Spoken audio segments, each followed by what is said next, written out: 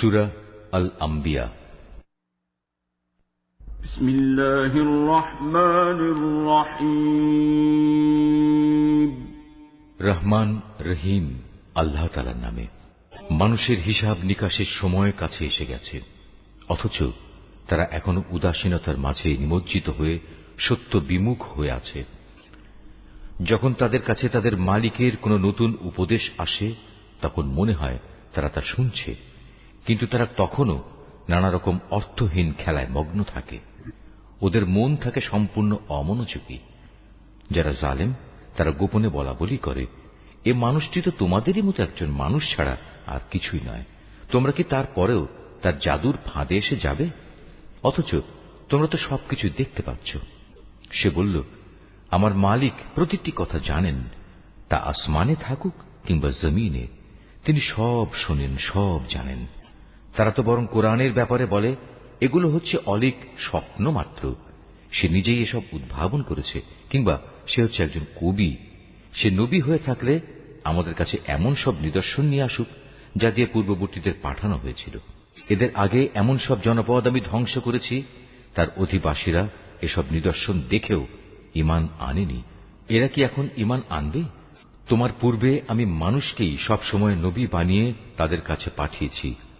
তোমরা যদি বিষয়টি না জানো, তাহলে আগের কেতাবওয়ালাদের কাছে জিজ্ঞেস করো। আমি তাদের এমন সব দেহাবয়ব দিয়ে পয়দা করিনি যে তারা খেতে পারত না। তাছাড়া তারা কেউ এ দুনিয়ায় চিরস্থায়ী হয়েও থাকেনি। অতঃপর আমি আযাবের ওয়াদা সত্য প্রমাণিত করে দেখালাম। আযাব যখন এসে গেল, তখন আমি যাদের চাইলাম শুধু তাদেরই উদ্ধার করলাম, আর জালেমদের আমি সমূলে বিনাশ করে দিলাম। হে মানুষ, আমি তোমাদের কাছে এমন একটি কিতাব নাযিল করেছি যাতে একে একে তোমাদের সবার আলোচনা রয়েছে। তোমরা কি কিছুই বুঝতে পারো না? আমি এর আগে কত জনপদকে ধ্বংস করে দিয়েছি, যা ছিল আসলেই জালেম। তাদের পরে তাদের জায়গায় আমি অন্য জাতির উত্থান ঘটিয়েছি। এরা যখন আমার আযাব একান্ত সামনে দেখতে পেল, তখন সেখান থেকে পালাতে শুরু করল। আমি বললাম, তোমরা আজ পালিও না, বরং ফিরে যাও তোমাদের সম্পদের কাছে ও তোমাদের বাড়ি ঘরের দিকে। সম্ভবত তোমাদের কিছু জিজ্ঞাসাবাদ করা হবে। তারা বলল, হায় দুর্ভাগ্য আমাদের, আমরা সত্যি জালেম ছিলাম। অতঃপর তারা এই আহাজারি করতেই থাকল, যতক্ষণ না আমি তাদের সমূলে ধ্বংস করে দিয়েছি। তারা হয়ে পড়ল কাটা ফসল ও নির্বাপিত আলোক রশ্মির মতো। আসমান, জমিন ও তাদের মধ্যবর্তী সব কিছুর কোনোটাই আমি খেল তামাশার জন্য পয়দা করিনি। আমি যদি নেহায়েত কোনো খেল তামাশার বিষয়ই বানাতে চাইতাম, তাহলে আমি আমার কাছে যা নিষ্প্রাণ বস্তু আছে তা দিয়েই এ সব কিছু বানিয়ে দিতাম। বরং আমি সত্যকে মিথ্যার উপর ছুঁড়ে মারি, অতঃপর সে সত্য এ মিথ্যার মগজ বের করে দেয়। এর ফলে যা মিথ্যা তার সাথে সাথে নিশ্চিহ্ন হয়ে যায়। দুর্ভোগ তোমাদের! তোমরা যা কিছু উদ্ভাবন করছো তা থেকে আল্লাহ তাআলা অনেক পবিত্র। আসমান সমূহ ও জমিনে যা কিছু আছে সবই তো তাঁর মালিকানাধীন।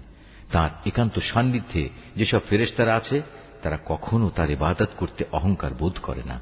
তারা কখনো ক্লান্তিও বোধ করে না। তারা দিবারাত্রি তাঁর পবিত্রতা ঘোষণা করে। তারা কখনো কোনো অলসতা করে না। এরা কি আল্লাহ তাআলার বদলে জমিনের কোনো কিছুকে মাবুদ বানিয়ে নিচ্ছে? এরা যাদের মাবুদ বানাচ্ছে, তারা কি মৃতকে জীবিত করতে পারবে? যদি আসমান জমিনে আল্লাহ তাআলা ব্যতীত আরো অনেক মাবুদ থাকত, তাহলে কবেই জমিন আসমানের উভয়টাই ধ্বংস হয়ে যেত। এরা যা কিছু বলে, আরশের মালিক আল্লাহ তাআলা সে সব কিছু থেকে পবিত্র ও মহান। তিনি যা কিছু করেন সে ব্যাপারে তাকে কোনো প্রশ্ন করা যায় না, বরং তাদেরই তাদের ক্রিয়াকলাপ সম্পর্কে প্রশ্ন করা হবে। এরা কি আল্লাহ তাআলা ছাড়া অন্য কাউকে মাবুদ বানিয়ে রেখেছে? হে নবী, তুমি বলো, তোমরা দলিল প্রমাণ উপস্থিত করো। আমার সাথীদের এ কিতাব কোরআন এবং আমার পূর্ববর্তীদের কিতাবসমূহ থেকে পারলে কোন প্রমাণ উপস্থাপন করো। এদের অধিকাংশ মানুষই প্রকৃত সত্য জানে না, তাই সত্য থেকে এরা মুখ ফিরিয়ে নেয়। আমি তোমার আগে এমন কোন নবী পাঠাইনি যার কাছে ওহী পাঠিয়ে আমি একথা বলিনি যে আমি ছাড়া অন্য কোনো মাবুদ নেই এবং তোমরা সবাই আমারই ইবাদত করো। এ মূর্খ লোকেরা বলে, দয়াময় আল্লাহ তাআলা ফেরেশতাদের নিজের সন্তান বানিয়ে নিয়েছেন। তিনি এসব কথাবার্তা থেকে অনেক পবিত্র। বরং তারা হচ্ছে আল্লাহ তাআলার সম্মানিত বান্দা। তারা কখনো তার সামনে আগে বেড়ে কথা বলে না। তারা তো তার আদেশ অনুসারেই কাজ করে। তাদের সামনে পেছনে যা কিছু আছে তা সবই তিনি জানেন। তারা আল্লাহ তাআলার সমীপে শুধু সেসব লোকদের জন্যই কোন সুপারিশ করে যাদের প্রতি আল্লাহ তাআলা সন্তুষ্ট রয়েছেন। তারা নিজেরাও সবসময় তার ভয়ে ভীত সন্ত্রস্ত থাকে। যারা অহংকারী তাদের মধ্যে যদি কেউ একথা বলে আল্লাহ তাআলার বদলে আমিই হচ্ছি মাবুদ, তাহলে তাকে আমি জাহান্নামের কঠিন শাস্তি দেব। মূলত আমি জালেমদের এভাবেই শাস্তি দেই।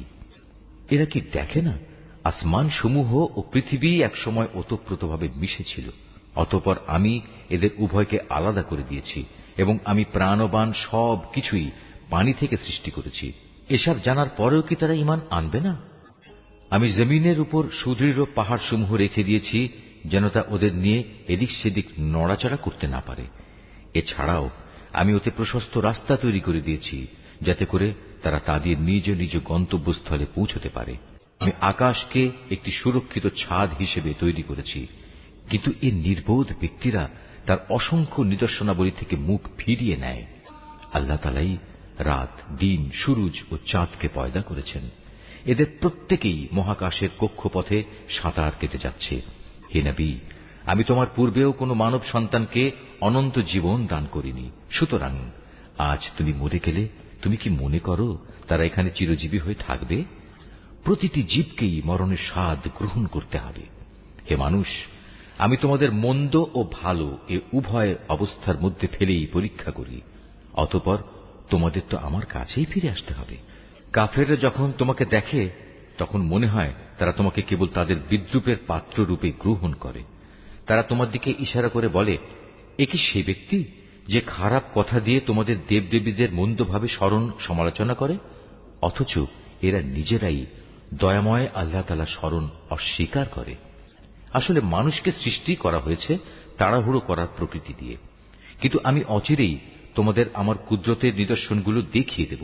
সুতরাং তোমরা আমার কাছে তাড়াহুড়ো কামনা করো না। বলে, যদি তোমরা সত্যবাদী হও তাহলে বলো কিয়ামতের এই ওয়াদা কবে পূর্ণ হবে? কত ভালো হতো যদি এ কাফেররা সে ঘণ্টির কথা জানত, যখন তারা তাদের সামনে ও তাদের পেছন থেকে আসা আগুন কিছুতেই প্রতিরোধ করতে পারবে না। সে সময় তাদের কোন রকম সাহায্যও করা হবে না। মূলত কিয়ামত তাদের উপর আসবে হঠাৎ করে, এসেই তা তাদের হতবুদ্ধি করে দেবে। তখন তাকে তারা কোনো অবস্থায় প্রতিরোধ করতে পারবে না, আর না তাদের এজন্য কোনো অবকাশ দেয়া হবে। হে নবী, তোমার আগেও অনেক রসুলকে এভাবে ঠাট্টা বিদ্রূপ করা হয়েছিল। পরে দেখা গেল তারা যা নিয়ে ঠাট্টা বিদ্রূপ করেছিল তাই তাদের পরিবেষ্টন করে নিয়েছে। হে নবী, তুমি এদের জিজ্ঞেস করো, কে তোমাদের দয়াময় আল্লাহ তাআলার আযাব থেকে রক্ষা করবে, তা রাতের বেলায় আসুক কিংবা দিনের বেলায় আসুক।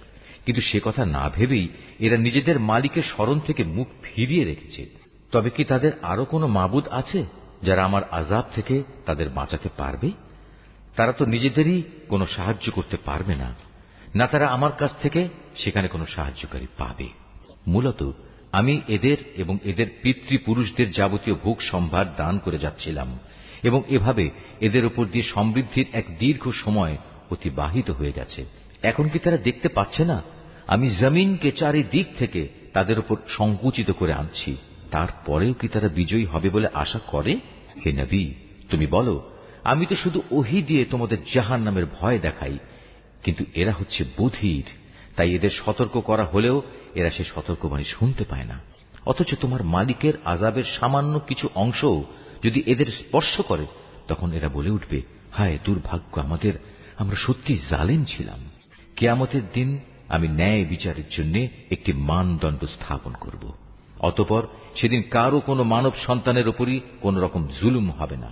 যদি একটি শস্যদানা পরিমাণ কোনো আমলও তার কোথাও লুকিয়ে থাকে, হিসাবের পাল্লায় তা আমি যথার্থই এনে হাজির করব। হিসাব নেয়ার জন্য আমিই যথেষ্ট। অবশ্য আমি মুসা ও হারুনকে ন্যায় অন্যায়ের ফয়সালাকারী একটি গ্রন্থ দিয়েছিলাম। পরহেজগার লোকদের জন্য দিয়েছিলাম আধারে চলার আলো ও জীবনে চলার উপদেশ। এটা তাদের জন্য যারা আল্লাহ তাআলাকে না দেখেও ভয় করে এবং তারা কিয়ামত সম্পর্কে ভীত সন্ত্রস্ত থাকে। আর এ হচ্ছে বরকতপূর্ণ উপদেশ। এ কোরআন আমিই নাজিল করেছি।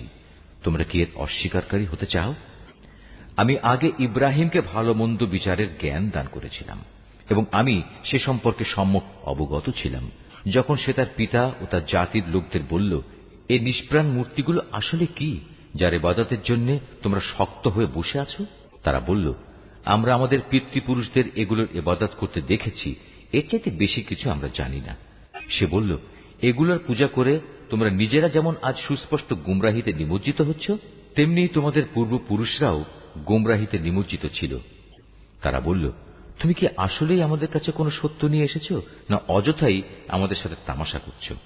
সে বলল, না, এটা কোনো তামাশা বিষয় নয়, বরং তোমাদের মালিক যিনি, তিনিই আসমান সমূহ ও জমিনের মালিক, তিনিই এগুলো সৃষ্টি করেছেন, আর আমি নিজেই হচ্ছি এ ব্যাপারে সাক্ষীদের একজন। আল্লাহ তাআলার শপথ, তোমরা এখান থেকে সরে গেলে আমি তোমাদের মূর্তিগুলোর ব্যাপারে একটা কৌশল অবলম্বন করব।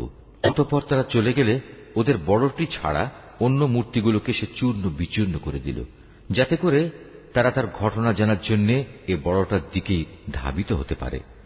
যখন তারা ফিরে এসে মূর্তিদের এ দুরবস্থা দেখল, তখন তারা বলল, আমাদের দেবতাদের সাথে এ আচরণ করল কে?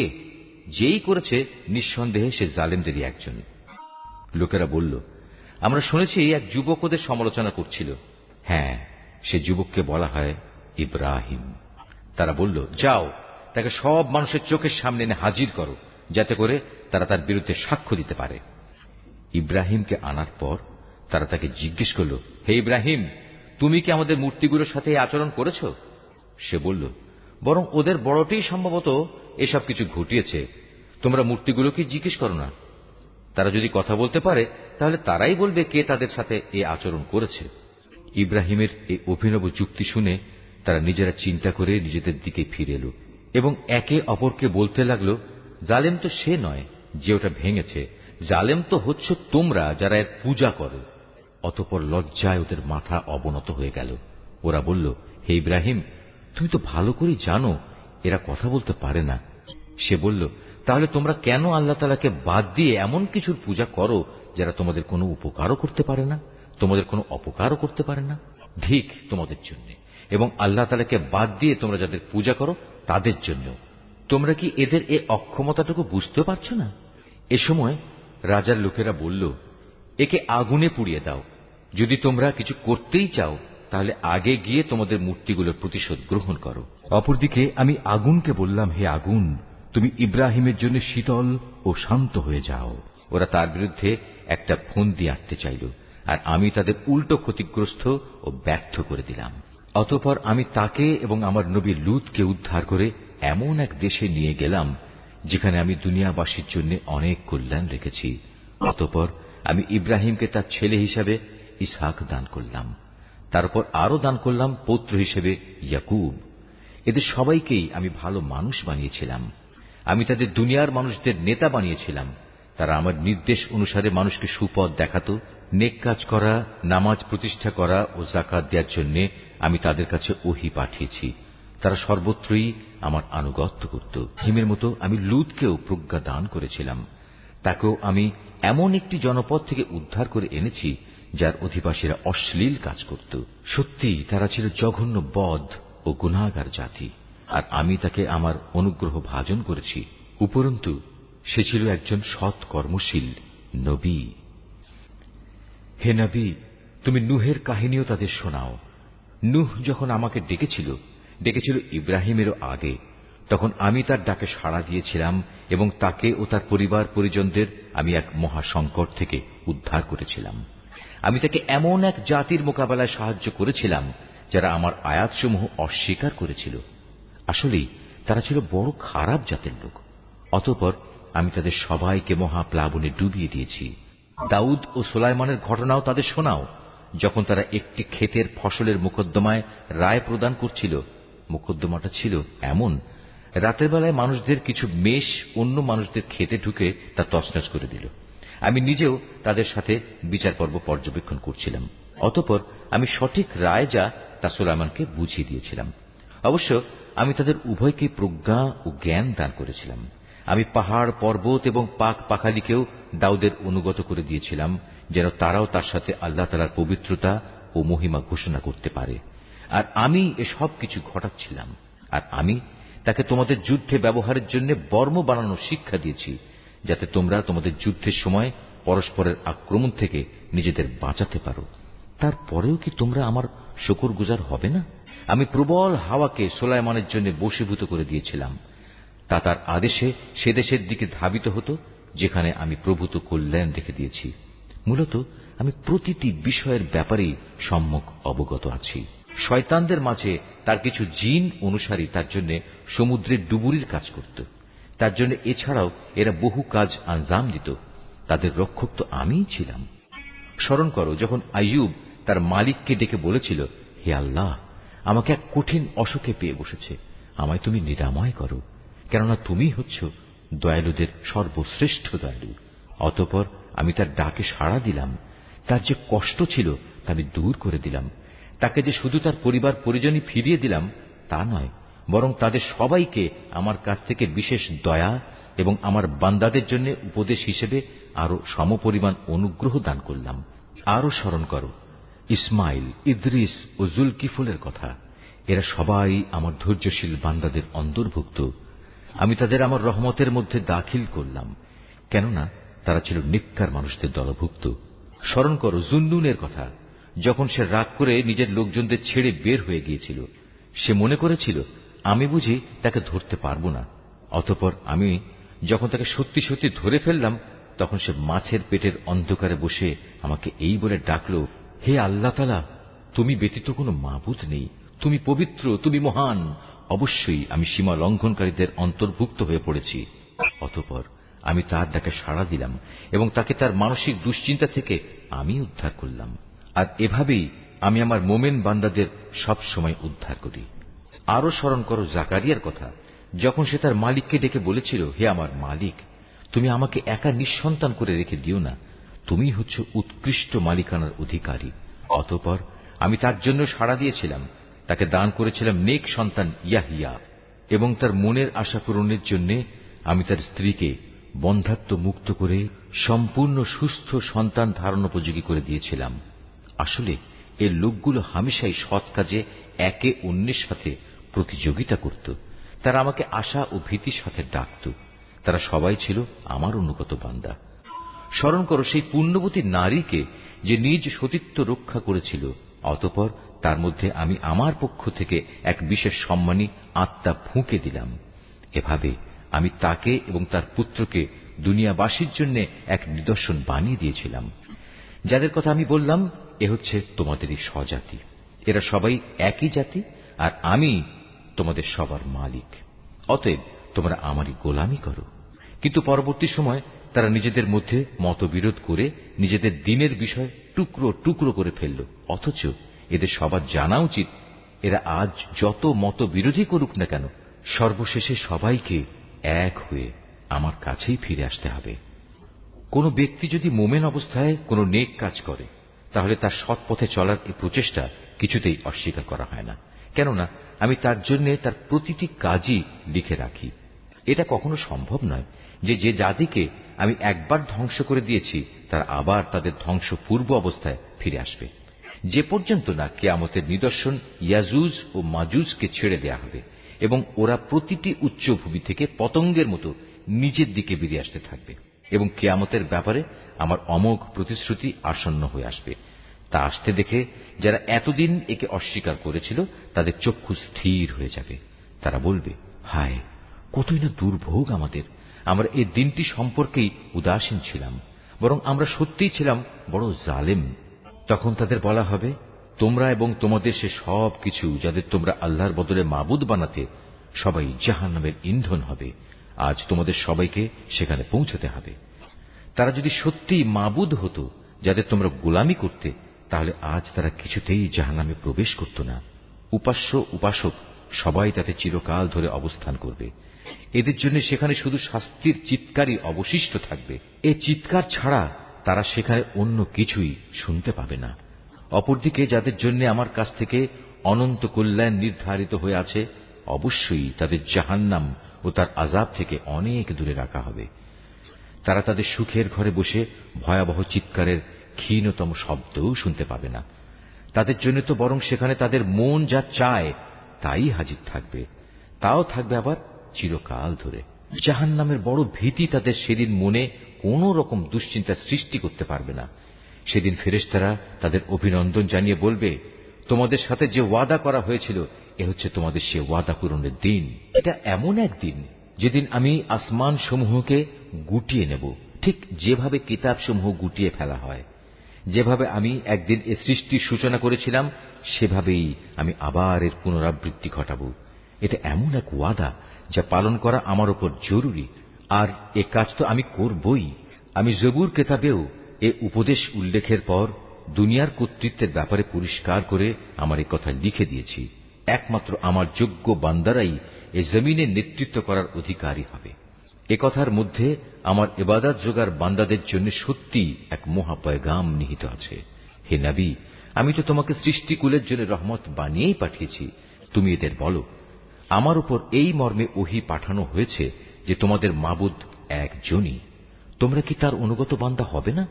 হ্যাঁ, তারা যদি তোমার কথা থেকে মুখ ফিরিয়ে নেয় তাহলে তুমি বলো, আমি তোমাদের জান্নাতের সুখবর দেওয়ার পাশাপাশি আযাবের ব্যাপারেও একই পরিমাণ সতর্ক করছি।